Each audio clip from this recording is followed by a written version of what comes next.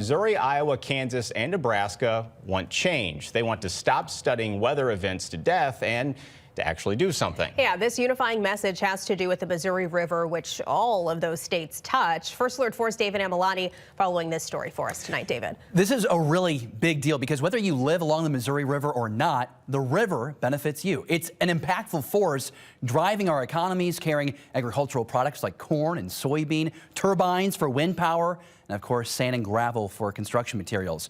Today's meeting of governors was born out of the 2019 floods. All states worked together on solutions, but their new message asking for action is directed at the U.S. Army Corps of Engineers.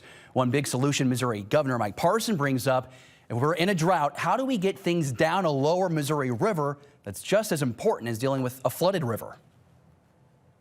When that river level goes down and all of a sudden you've got to start worrying about freezing, or you start to worry about power plants. This thing just doesn't start with a flood or end with a flood. There's many things that you have to prepare for as we deal with the Corps of Engineers. So it's not just a one disaster item that we're here talking about today. And I think that's why it's so important for us governors to be on the same page, to be able to do that with the Corps of Engineers, because tomorrow there's an issue out there on the river, regardless who we are or where we are. It's not always a flood that's going to dictate what happens. So the meeting of those four governors has helped allocate money across Missouri for the levee system.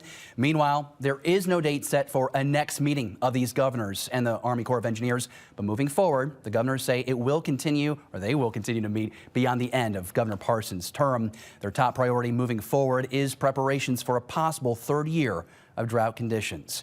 David Amilani, First Alert 4. All right, David, thanks.